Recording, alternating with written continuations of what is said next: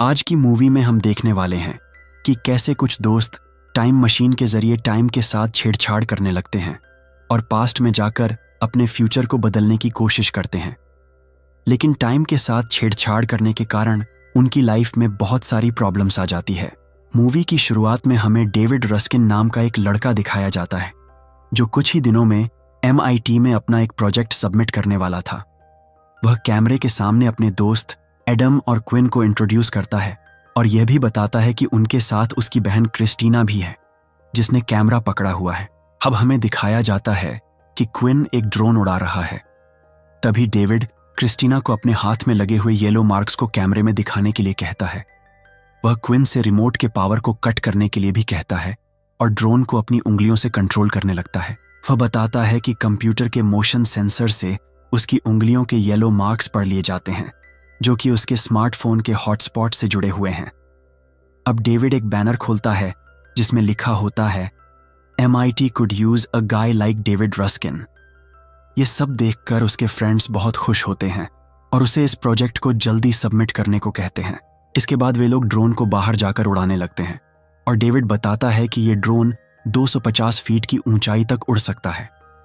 अचानक डेविड को किसी की कॉल आ जाती है जिससे हॉटस्पॉट डिस्कनेक्ट हो जाता है और ड्रोन नीचे गिर जाता है।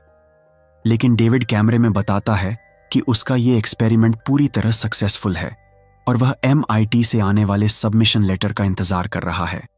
अगले ही दिन उसके घर पर एक लेटर आता है जिसे देखकर डेविड बहुत खुश हो जाता है और वह अपने सभी दोस्तों को बुला लेता है क्योंकि वह इस लेटर को सबके साथ खोलना चाहता था। लेकिन जैसे ही वह लेटर खोलता है वह देखता है कि उसे 45,000 की जगह सिर्फ $5,000 की स्कॉलरशिप ही मिली है, जिसे देखकर वह बहुत उदास हो जाता है और सीन यहीं कट हो जाता है। अब हमें दिखाया जाता है कि अगले दिन जब क्रिस्टीना, डेविड और उसके दोस्त कार में मस्ती करते हुए स्कूल से घर लौट रहे होते हैं तो उनके घर के सामने घर बिकाऊ है वाला बोर्ड लगा होता है। डेविड के पूछने पर उसकी मॉम बताती है कि वह अपनी बहन क्लोई के साथ रहेगी और इस घर को बेचकर जो पैसे मिलेंगे उनसे डेविड MIT जा सकेगा। लेकिन डेविड को यह बात बिल्कुल भी पसंद नहीं आती और वह उदास होकर अपने गैराज में चला जाता है और एक नया प्रोजेक्ट बनाकर स्कॉलरशिप के लिए फिर से अप्लाई करने का सोचता है। तभी वहां पर उसकी बहन क्रिस्टीना भी आ जाती है और वह गैराज में रखी पुरानी चीजें देखने लगती है। अचानक उसे अपने पापा का एक पुराना वीडियो कैमरा मिलता है जो पिछले 10 सालों से वहीं गैराज में पड़ा हुआ था। जब वे लोग कैमरा ऑन करते हैं तो उन्हें डेविड के बर्थडे की एक वीडियो रिकॉर्डिंग मिलती है। उस रिकॉर्डिंग में डेविड को अचानक एक मिरर में अपने प्रेजेंट टाइम का रिफ्लेक्शन दिखता है जिसमें उसने वही टी-शर्ट पहनी होती है जो उसने आज पहनी है। इस पर डेविड के दोस्त कहते हैं कि शायद इस वीडियो को किसी ने एडिट किया होगा, लेकिन डेविड कहता है कि ये कैमरा सालों से इस गैराज में पड़ा हुआ है और इस कैमरे के बारे में किसी को भी पता नहीं था। इसके बाद वे उसी गैराज में जाते हैं जहां उन्हें उसके पापा का एक बॉक्स मिलता है जिसमें कुछ अजीब चीजें और एक नक्शा होता है। नक्शा देखकर डेविड समझ जाता है कि ये टाइम ट्रैवल करने का ब्लूप्रिंट हो सकता है। उन्हें यह भी पता चलता है कि उसके पापा डार्पा नाम के एक साइंस ग्रुप के मेंबर थे। तभी क्विन बताता है कि इस ग्रुप के सभी लोग समय से आगे की टेक्नोलॉजी की खोज में लगे रहते थे और अनोखी चीजों का आविष्कार करते थे। वह यह भी बताता है कि यह वीडियो इस बात का प्रूफ था कि शायद वे लोग टाइम मशीन बनाने में सक्सेसफुल हो चुके हैं। अगले दिन वे लोग कुछ सामान खरीद कर लाते हैं जो इस मशीन को बनाने में काम आएगा और वे लोग टाइम मशीन बनाना शुरू कर देते हैं। कुछ देर बाद जब वे लोग मशीन को ऑन करते हैं तो उसमें कुछ रिएक्शंस होते हैं और वहां बहुत अजीब सी चीजें होने लगती हैं। कुछ देर बाद मशीन बंद हो जाती है और मशीन से एक चीज निकलकर डेविड की टी-शर्ट पर लग जाती है, ठीक वैसे ही जैसा कि हमें वीडियो में दिखा था। फिर उन्हें पता चलता है कि टाइम मशीन को स्टार्ट करने के लिए उन्हें हाइड्रोजन की जरूरत पड़ेगी, लेकिन हाइड्रोजन खरीदने के लिए उन्हें परमिट चाहिए होता है। इसलिए वे लोग स्कूल की लैब से कुछ हाइड्रोजन चुरा लेते हैं। फिर वे उसी गैराज में जाते हैं और एक छोटी सी खिलौने वाली कार को 1 मिनट पास्ट में भेजने की कोशिश करते हैं। लेकिन जब वे लोग टाइम मशीन को स्टार्ट करते हैं तो मशीन की सारी बैटरियां जल जाती हैं। इससे उन्हें पता चलता है कि उन्हें ज्यादा पावरफुल बैटरियों की जरूरत है। तभी डेविड को घर के बाहर उसकी दोस्त जेस्सी दिखती है जो अपनी गाड़ी पार्क कर रही थी। डेविड जेस्सी से कहता है कि वह गाड़ी को घर के पास में पार्क करे और फिर वह उसकी कार की बैटरी टाइम मशीन से कनेक्ट कर देता है और इस बार वे लोग सक्सेसफुल हो जाते हैं। अगले दिन जेसी उनसे पूछती है कि अगला प्लान क्या है। इस पर डेविड कहता है कि अगली बार वे चूहे को लेकर एक एक्सपेरिमेंट करेंगे, लेकिन जेसी कहती है कि वे लोग पहले ही सक्सेसफुल हो चुके हैं, तो क्यों ना इंसान खुद ही टाइम ट्रैवल करें। अगले दिन हमें दिखाया जाता है कि वे सभी एक जगह मिलते हैं और एक दिन पीछे टाइम ट्रैवल करने की कोशिश करते हैं और वो इसमें भी सक्सेसफुल हो जाते हैं। इसके बाद वे यह कंफर्म करने के लिए क्विन के घर जाते हैं और देखते हैं कि क्विन अभी भी सो रहा है। फिर वे लोग क्विन की गर्दन में एक गोल डिजाइन बनाते हैं और देखते हैं कि प्रेजेंट टाइम में भी वही डिजाइन क्विन की गर्दन में बन चुका होता है। जैसे ही क्विन जागता है तो वे दोनों क्विन टाइमलाइन के अंदर फ्लैक्चुएट करने लगते हैं और वो लोग जल्दी से वहां से भाग जाते हैं, लेकिन पड़ोसी का एक डॉग दौड़ते हुए उनके पीछे पड़ जाता है। फिर हमें दिखाया जाता है कि अचानक वे सभी और वह डॉग भी उनके साथ प्रेजेंट टाइम में आ जाते हैं। वे देखते हैं कि अब हर जगह डॉग मिसिंग के पोस्टर लगे हुए हैं।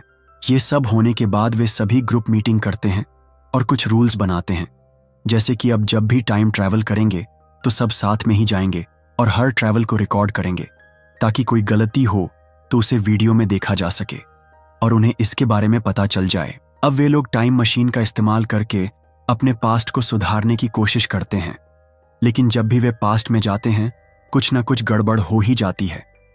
अब क्विन को टाइम मशीन की वजह से वोबल एग्जाम की तैयारी के लिए ज्यादा टाइम मिलने लगा था। उधर क्रिस्टीना एक सारा नाम की लड़की को सबक सिखाने पास्ट में जाती है जो उसे बहुत चिढ़ाती थी।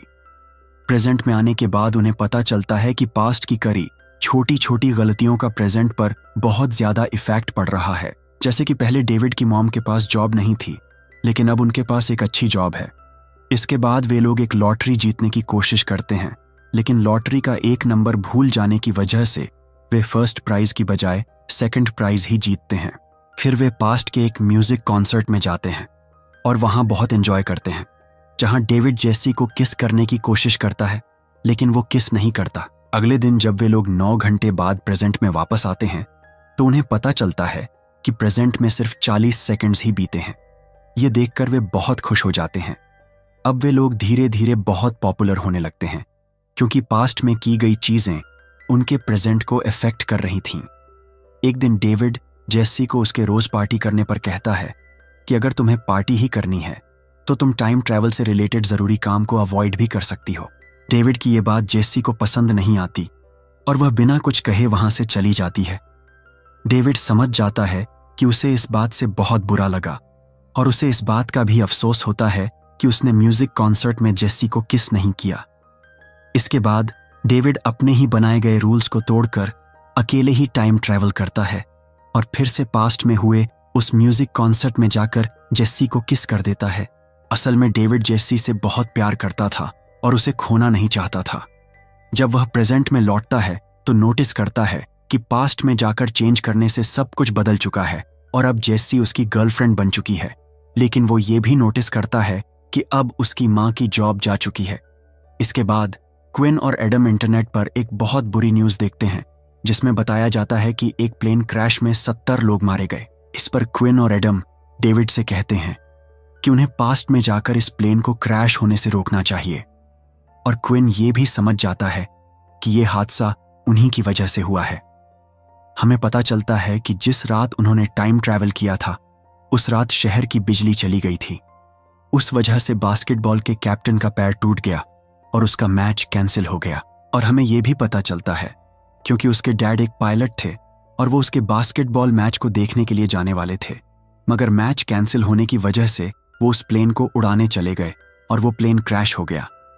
लेकिन डेविड कहता है कि हर बार पास्ट में जाकर कुछ भी चेंज करने से रिस्क बढ़ सकता है। वो ये भी कहता है कि जब जब उन्होंने पास्ट बदला है कुछ ना कुछ प्रॉब्लम्स ही हुई हैं। डेविड ये सब इसलिए कह रहा होता है क्योंकि अगर वह फिर से पास्ट चेंज करेगा तो जेसी उसे भूल जाएगी और वे साथ नहीं रह पाएंगे। अब डेविड अकेले में डिसाइड करता है कि वह खुद ही टाइम ट्रैवल करेगा और पास्ट में जाकर सारे छोटे छोटे इवेंट्स को ठीक करेगा, लेकिन वह म्यूजिक कॉन्सर्ट को नहीं बदलेगा ताकि जेसी उसे हमेशा याद रखे। जब डेविड एडम को उसका प्लान बताता है तो एडम कहता है कि उसे ये सब करने से पहले सब लोगों से बात कर लेनी चाहिए। लेकिन डेविड उसकी बात इग्नोर कर देता है और अकेले ही पास्ट में चला जाता है। पास्ट में जाकर वह बास्केटबॉल कैप्टन को कार से टकराने से बचाने की कोशिश करता है, लेकिन इस बार टाइमलाइन में बहुत बड़ा चेंज हो चुका होता है। प्रेजेंट में एडम को बहुत गहरी चोट लगी होती है और वह कोमा में होता है। ये देखकर डेविड बहुत परेशान हो जाता है और फिर से कुछ कैलकुलेशन करने लगता है, जैसे कि इन सभी टाइमलाइन से वो सबको कैसे बचा सकता है। और अब डेविड टाइम मशीन को स्टार्ट करता है और तभी जेस्सी वहां पर आ जाती है और अब डेविड के साथ जेस्सी भी पास्ट में आ जाती है। और पास्ट में आकर वो ये भी समझ जाती है कि डेविड बहुत बार अकेले ही पास्ट में टाइम ट्रैवल कर चुका है और उसे प्रपोज करने के लिए भी उसने टाइम ट्रैवल का यूज किया है। ये सब जानकर जेस्सी उससे बहुत नाराज हो जाती है और उसी टाइम वहां पर पास्ट वाली जेस्सी आ जाती है। जैसे ही दोनों आमने सामने आती हैं तो टाइमलाइन में फिर से फ्लैक्चुएशंस होने लगती हैं और दोनों उस टाइमलाइन से गायब हो जाती हैं और ये सीन यहीं पर कट हो जाता है। अब अगले सीन में ये दिखाया जाता है कि डेविड को अब ये समझ आ गया है कि ये सब ठीक करने के लिए उसे पास्ट में जाकर उस मिरर वाले ब्लूप्रिंट को ही गायब करना होगा। अब डेविड एक बार फिर से टाइम ट्रैवल करता है और अपने 7th बर्थडे पार्टी में पहुंच जाता है, जहां हमें ये पता चलता है कि डेविड के 7th बर्थडे में प्रेजेंट डेविड कैसे आया था। इसके बाद वो गराज में जाकर अपने डैड से मिलता है और उन्हें बताता है कि उसके साथ क्या क्या हो रहा है और वो उन्हें कहता है कि टाइम मशीन से रिलेटेड कोई भी क्लू न छोड़े, जिससे कि टाइम हमेशा मेंटेन रहे। और अब वो इस ब्लूप्रिंट को डिस्ट्रॉय कर देता है ताकि वो फिर से फ्यूचर में टाइम मशीन न बना पाए। अब यहां से डेविड सीधा अपने प्रेजेंट टाइम वाले गैरेज में दिखाई देता है, जब उन लोगों को वो कैमरा मिला था। लेकिन इस बार उन्हें एक कैमरे के बदले अब वहां 2 कैमरे मिलते हैं, जिनमें से एक कैमरे में उनकी सभी टाइम ट्रेवल की वीडियो रिकॉर्ड थी।